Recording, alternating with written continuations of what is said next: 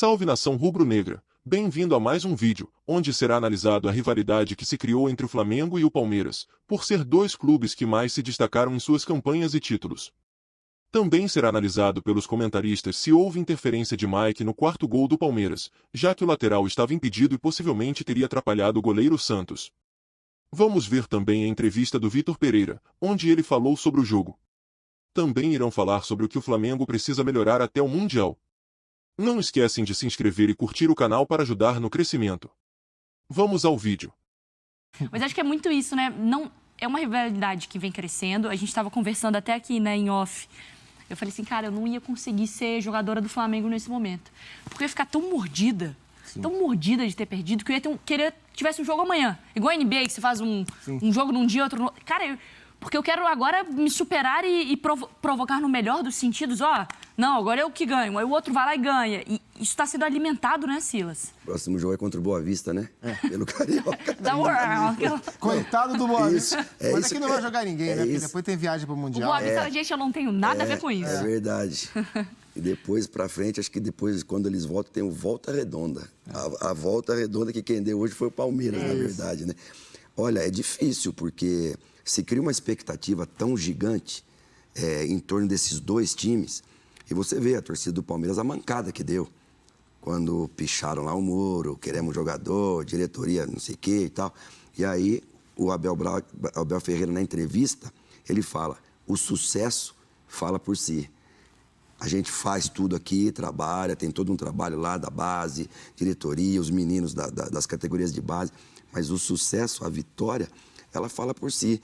E o Flamengo, é isso, o Gerson voltou, o Arrascaeta fez um grande Mundial, o Gabigol passou a camisa 10 do Zico para ele. Então se criam, mas a gente também falava aqui, né, Zupa? Vamos ver como que vão funcionar a Varela, porque o Rodinei foi embora, o João Gomes foi embora. Vamos ver como que vai funcionar Ayrton Lucas, o Felipe Luiz. Machucado, voltando. Mas esse aí eu tô achando que não volta pro time, não, hein? Então... Acho que o Ayrton Lucas tá ganhando essa vaga do Felipe Luiz, hein? Mesmo o Felipe Luiz, ele é craque, né? Mas assim, o Felipe é normal ele estar mais ausente pela idade, pela questão física, né? Vai ser mais muito bom jogador. Ayrton lateral. O Matheus França, os meninos fazem um jogo no Carioca, um bom jogo. A meninada, ou seja, Rodrigo Caio joga. Então tudo isso gera uma expectativa gigante. E aí você enfrenta um Palmeiras sem Danilo, você enfrenta um Palmeiras sem um 9, não jogou bem com essa formação sem o 9. Aí você vê um Palmeiras sem o Scarpa, que é o cara... Agora, o Palmeiras tem uma coisa, Mari Zupa, que eles têm muita confiança, todo mundo faz gol no Palmeiras. E hoje eu acho que o Gabriel Menino, ele quebrou, assim, uma parede para ele de confiança. O Atuesta tinha feito um gol assim de esquerda. Foi, no fim do Campeonato Brasileiro. Mas o Atuesta ainda não emplacou.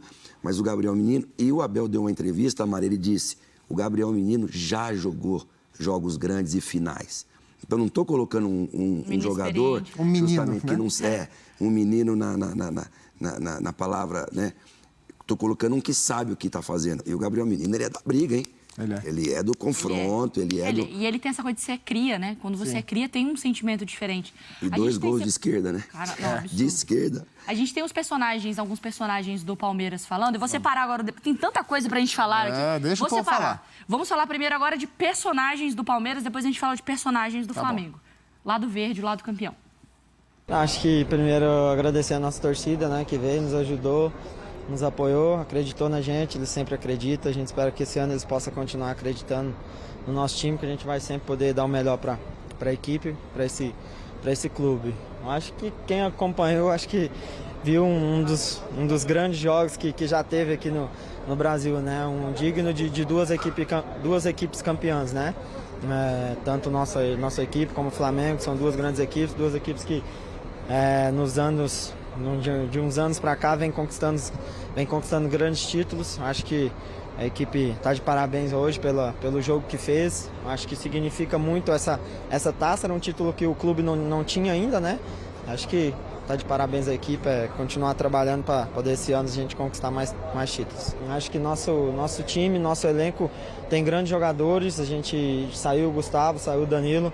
mas aqui tem grandes jogadores de nível muito alto que pode substituir ele, como você viu hoje o Gabriel Menino fazendo 2 gols, a gente fica feliz por ele, feliz pelo jogo que ele fez, mas feliz ainda pelo título que o grupo todo conquistou.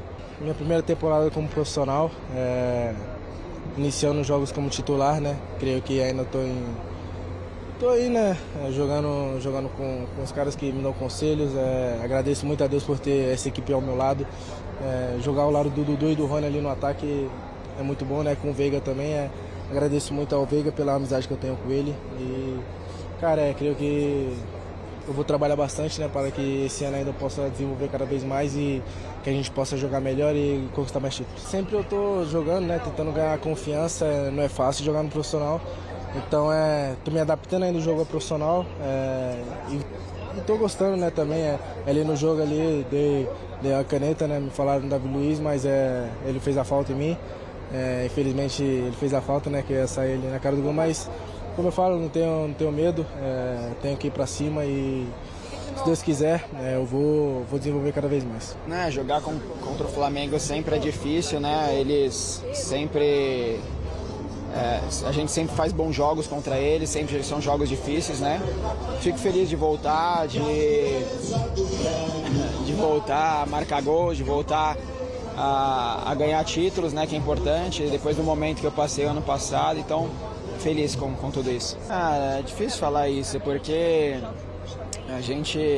lógico que se a gente perdesse pro Flamengo ia ter uma pressão, mas a gente que está no Palmeiras sempre tem que acostumar a ganhar, né? A gente hoje ganhou, daqui a pouco vai ter jogos importantes do Paulista, a gente tem que ganhar também, brasileiro, então quem joga no Palmeiras não pode se contentar, lógico que a gente tem que ser grato sim pelos títulos que a gente conquista, mas não dá para se acomodar nisso. Bom, antes de chamar a Renata Roel, que já está aparecendo como um fantasma aqui atrás de mim, eu quero só falar sobre os personagens do Palmeiras. Fica aí, tá, Renata? Segura um pouquinho. Cara, Gabriel Menino. Porque a gente falava sobre Danilo, a importância dele, que segue, né? Isso foi uma partida, o menino ainda vai ter que se provar sem resolvido, assim.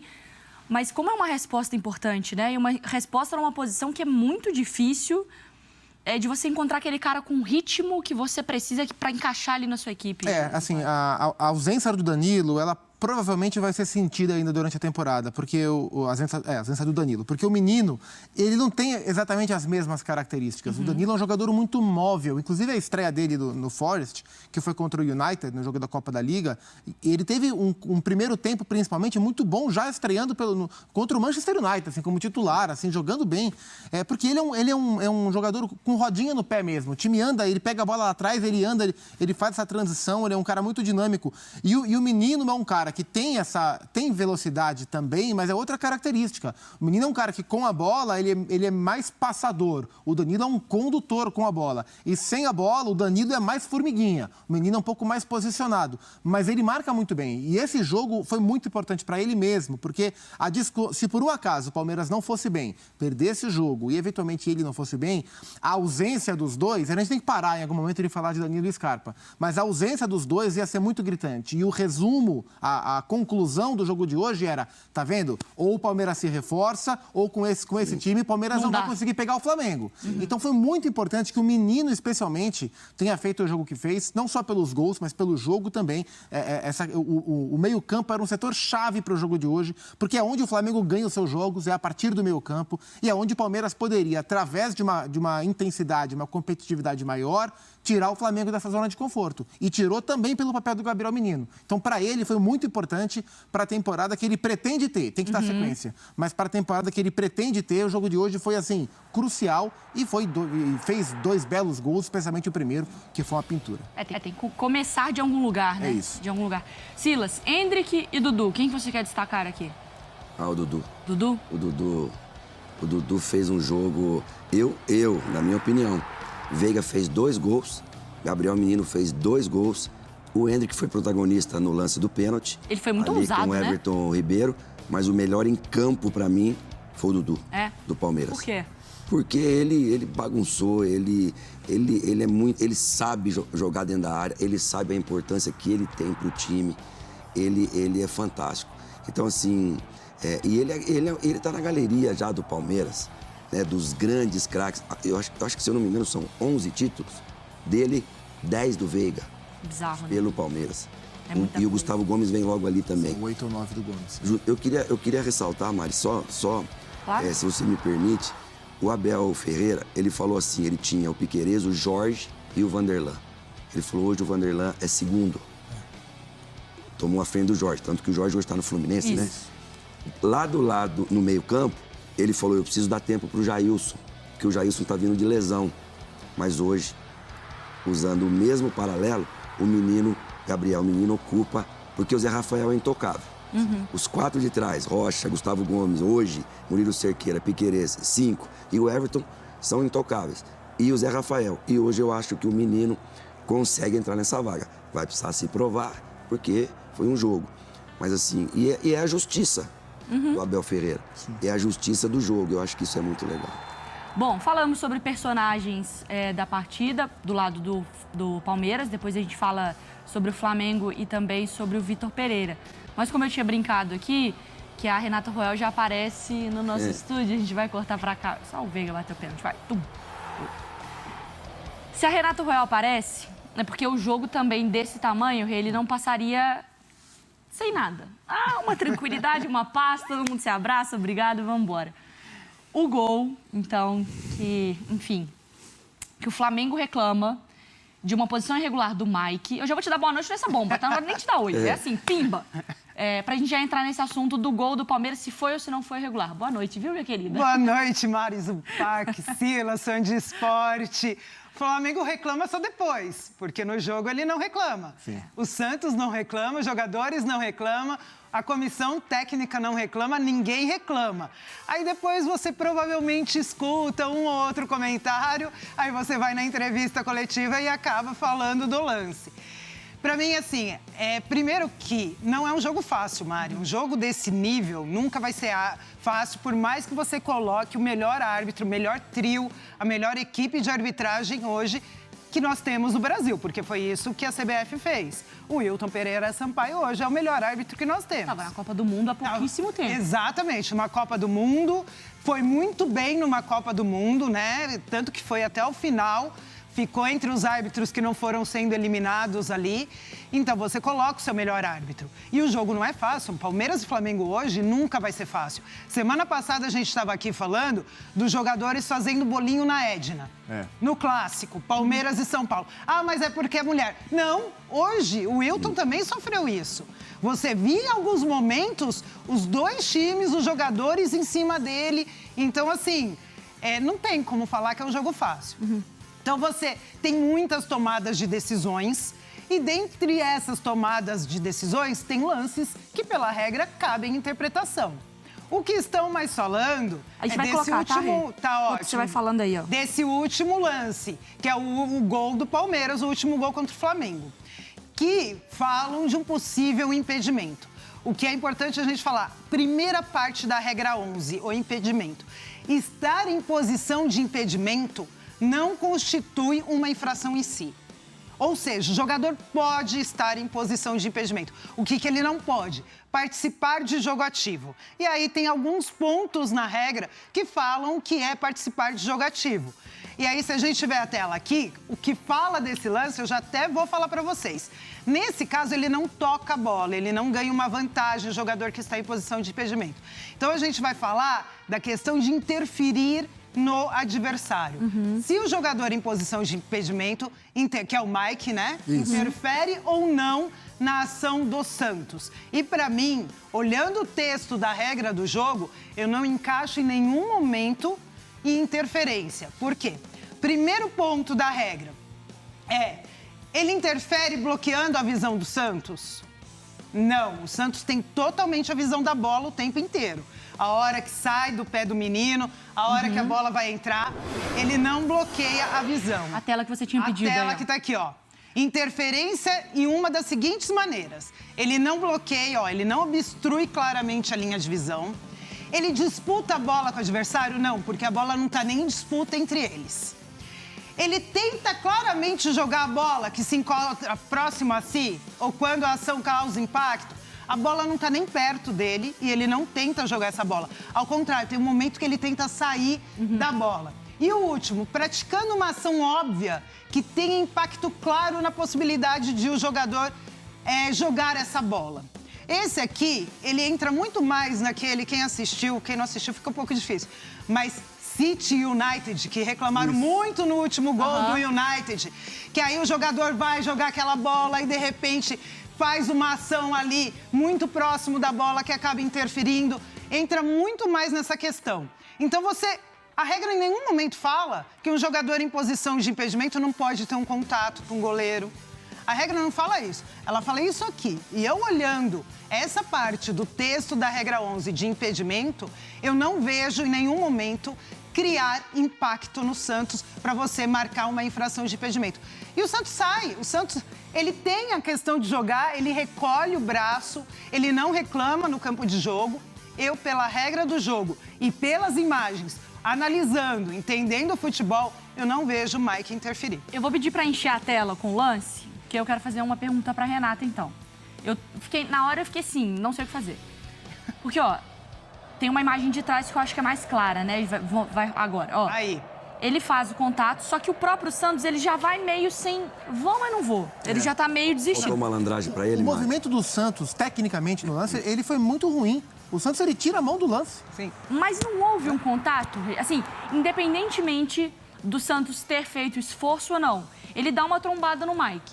Mas isso não é suficiente para atrapalhá-lo a fazer. Ele mesmo já não estava no lance, é isso? Então aí a gente tem um outro ponto que a gente, muitas vezes, e a própria regra 11 fala, que tem hora que a gente sai da regra 11 e a gente pode ir para uma regra 12. Porque se ele, vamos dizer, ele comete uma carga, ele comete um salto no adversário, um bloqueio no adversário, aí a gente não está nem falando mais de impedimento, a gente já está falando de falta. Tá? De uma falta que a gente vai para a regra 12. Você vê essa ação dele gerar impacto na ação do Santos? Ou você acha que o Santos... Ele mesmo já não foi na partida. Mas o Rê, ele não poderia ter provocado isso, o Santos?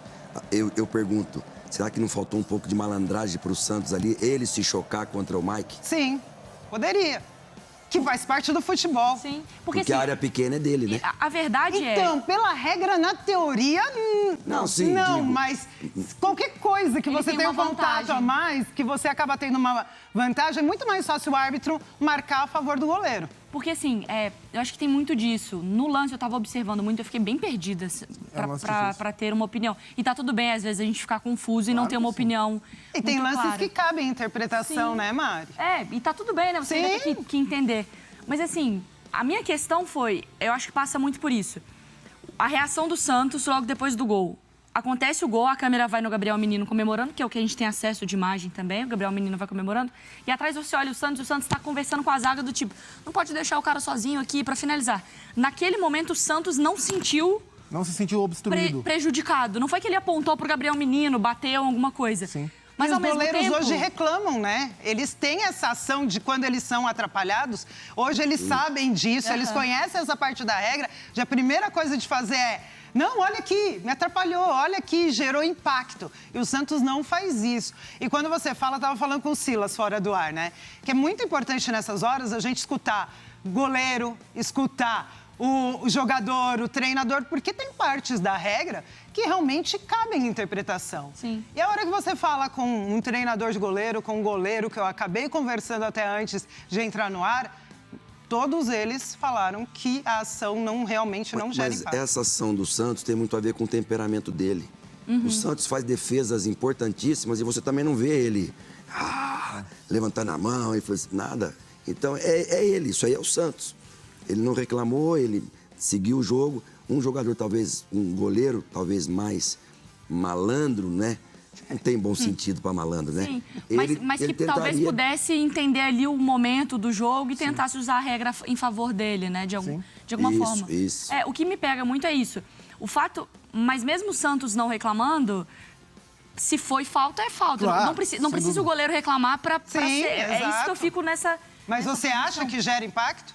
Num primeiro momento eu tinha achado, agora te ouvindo e interpretando até ali, porque é muito mais do Santos trombar no jogador Que tá tentando sair, né? O Mike, eu acho que tá até mais tentando sair. O Mike faz movimento para se retirar do lance. Para se retirar do lance, exatamente. E não para gerar impacto, né? Mas é muito difícil. Ô, Rê, obrigada por ter participado aqui com a gente, por ter trazido a regra. Porque é isso, a gente agora tem que se apegar ao que tá no...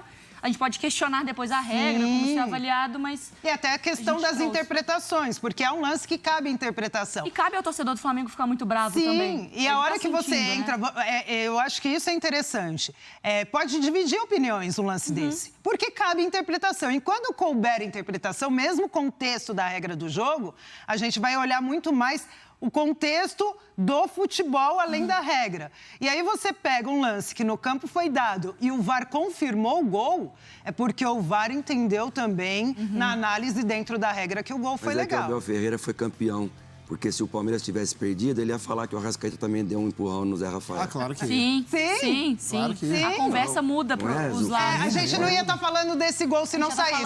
A gente ia estar falando do primeiro lance, do pênalti, se não foi falta no Zé Rafael. Aliás, eu achei até que o Abel Ferreira ia falar desse lance para ter um depósito para futuro, entendeu? Porque garantiu dele ali. Tem uma briga fora de campo que ela é gigante também, tanto quanto a que tem dentro do campo, vocês sabem, né? Obrigada.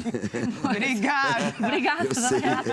Bom, semi-descanso que eu acho que aí amanhã... Tem mais. Claro que tem mais. De você. Você tá no jogo do Wrexham, né? No Wrexham, que eu tô assistindo a série do Star Plus e é excelente. Trabalhando, hein, do Ryan Reynolds. Ryan Reynolds, Ele é né? um dos compradores do Wrexham. Boa. Agora vamos ouvir então o Vitor Pereira. Vitor Pereira vai falar. Agora vamos lá. Virei francesa do nada aqui, a gente coloca no Sport Center. Uma final com resultado de 4-3, uma derrota, não é?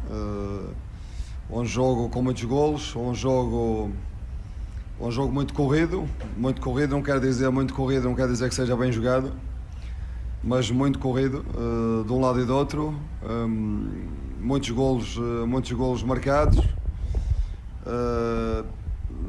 e acredito eu, por todas as indicações que tenho, com um golo a decidir um jogo destes, um golo irregular a decidir um jogo destes. O quarto golo deles é um golo irregular, segundo as informações que tenho. Mas registar o quê? Registar a atitude dos jogadores, porque quiseram sempre dar a volta ao resultado. Tivemos duas vezes em desvantagem, conseguimos marcar. Tivemos a oportunidade na segunda parte de fazer, depois do 3-3, de fazer o 4-3 e depois acabamos por sofrermos nós o 4-3. Portanto, registar também os erros defensivos, porque nós de facto temos que melhorar do ponto de vista defensivo. O nosso processo defensivo tem que ser mais consistente e pronto, e valorizar também os nossos adeptos que se deslocaram aqui e que nos apoiaram do princípio ao fim. Nós temos que defender com bola. Esta equipa não tem uma propensão, não tem muitos jogadores com uma propensão, tem muitos jogadores com propensão ofensiva, quer dizer que está sempre perto de fazer golo, e tem que se tornar mais forte defensivamente, portanto, mais consistente defensivamente. Portanto, esse é o processo, eu já referi isso mesmo nos jogos anteriores, que tínhamos que melhorar o nosso processo defensivo. Estamos no início do processo, estamos a começar o trabalho agora. Naturalmente, esta equipa tem que saber defender com bola. E foi o que não nos aconteceu na primeira parte. A primeira parte entramos num jogo sempre acelerado, sem serenar, sem ficar com bola. E isso depois obriga-nos a sofrer, porque o processo a sofrer quando não temos bola, não é? Isso associado a alguns erros que têm que ser registados e corrigidos, temos que assumir isso, temos que os corrigir, temos que analisá-los e corrigi-los, e com certeza no futuro vamos ser mais fortes, tanto defensivamente como ofensivamente. É muito melhor ganhar ganhar marcando golos e não sofrer do que marcar 3 golos e acabar por perder a final porque concedemos 4 golos. Isso naturalmente vai ser trabalhado, vai ser corrigido, vai ser analisado e é o que temos que fazer, não é? O caminho é mesmo esse, o caminho é analisar os erros e ir corrigindo até que o processo se torne mais consistente. Se nós olharmos para a nossa equipa é uma equipa que tem muitos jogadores técnicos. A nossa equipa, eu não vejo uma equipa muito forte fisicamente, não é? Nas suas características.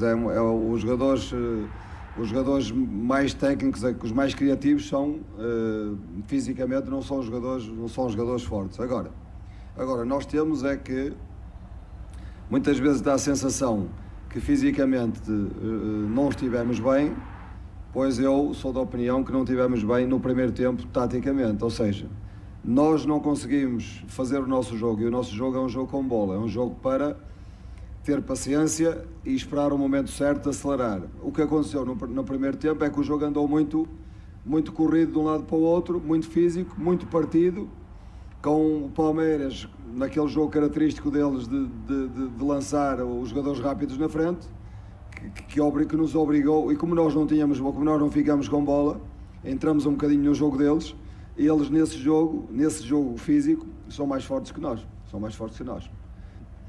Assim, nós temos construído um bocadinho, assim, preparar um jogo destes com o Palmeiras, jogando o Carioca, o transfer é quase nulo, não é? O transfer é quase nulo. Agora, por exemplo, este jogo hoje é um jogo importante para nós prepararmos o Mundial, não é? Porque o nível competitivo é, de facto, hoje o nível competitivo foi muito mais, comparativamente com os jogos que nós disputamos anteriormente, foi muito mais alto, não é? Muito mais alto. Bom, o Vitor Pereira, ele fala exatamente sobre o que a gente conversou um pouquinho antes, né, Zupac e Silas, sobre o que ficou, talvez, não evidente, mas talvez num foco ali, no holofote, que é o sistema defensivo do Flamengo, quando o Flamengo é incomodado, porque quando ele tem a bola, a gente sabe da qualidade dos caras, ninguém questiona, mas que aí, quando ele for forçado de alguma maneira, como ele vai se comportar. E é óbvio que a nossa cabeça vai no Mundial, Silas. Ele fala, é um preparativo, não é uma preparação para o Mundial. E a gente sabe que no Mundial, desde a semifinal, o Flamengo vai ser forçado. Ele vai ser questionado na partida, né? Então, ele vai enfrentar um meio-campo, provavelmente, com o Modric, com o Toni Kroos. Não sei se o Ancelotti coloca o Valverde para jogar ali, como ele já fez. Se ele tiver Rodrigo na beirada direita, vai ser Rodrigo e Ayrton Lucas pau a pau. Só que se ele tiver Vini Júnior e Varela do lado esquerdo, ou Mateuzinho, ou quem tiver lá, é velocidade, habilidade. Um Benzema que está voltando à sua forma melhor. Cara, tudo bem, é um jogo, o Flamengo é gigante, vai encarar isso aí, mas você vai para uma viagem com 4 gols, sabe? Preocupa muito, contra um time que, tudo bem, não está sendo tão sólido ali atrás como se espera, que é o Real Madrid, com o Rüdiger, com o Militão, com aquela defesa ali. Mas é um time que do meio para frente não vai ser o Flamengo tendo a bola. Para mim vai ser o contrário, vai ser o Real Madrid tendo a bola. Sim. Então eu não sei como que ele vai solucionar essa questão. Já disse que perceberam isso, vão ver os vídeos todos e vão trabalhar. Mas também não é fim de mundo, né, pro Flamengo. É um teste. É um prêmio, tá ali. E ainda tem... o Raja Casablanca e o Al Hilal. O Idade Casablanca. O Idade Casablanca e o Al Hilal. E o Al Hilal. Então ainda tem um desses dois, né? Fala de Raja Casablanca, eu peço de mim, não. Não fala de Raja Casablanca. Para de falar sobre isso. O Al Hilal, o Michael tá machucado, não sei se ele volta para o Mundial. O Matheus Pereira, que é o brasileiro muito talentoso, está sendo emprestado. Então, se o Michael não puder jogar... a gente espera que não tenha se machucado grave, mas se ele não puder jogar, são 2 desfalques bem importantes para o Al Hilal, e o Wydad Casablanca vai jogar. A gente viu muito bem o que as arquibancadas marroquinas são capazes de fazer, né? Então vai jogar, não em casa, porque não vai ser em Casablanca, vai ser em Tanger, né? O primeiro jogo. Mas enfim, vai ser uma atmosfera contra o Flamengo. A gente está acostumado a ver o Flamengo jogar com uma atmosfera a favor, em qualquer lugar do Brasil, né? No Mundial, pelo menos no jogo de ida. Se for contra o Wydad Casablanca na semifinal, vai ser uma E eles atmosfera... estão em meio de completa. época também lá, ou eles Não, estão então. igual a Europa? Eles estão seguindo. Não é final de temporada, eles já estão Já na estão 6 meses, competição. como o Real Madrid. Eles estavam jogando agora a Copa, né, da Arábia também, pensando no Al Hilal. É verdade. Agora, ontem eu estava aqui no Sport Center à noite com o Antero. E a gente estava preparando para o jogo e eu perguntei para ele assim, Antero, se o Palmeiras vem com perdas, perdeu o Scarpa, perdeu o Danilo, etc., era um questionamento como ele iria se comportar.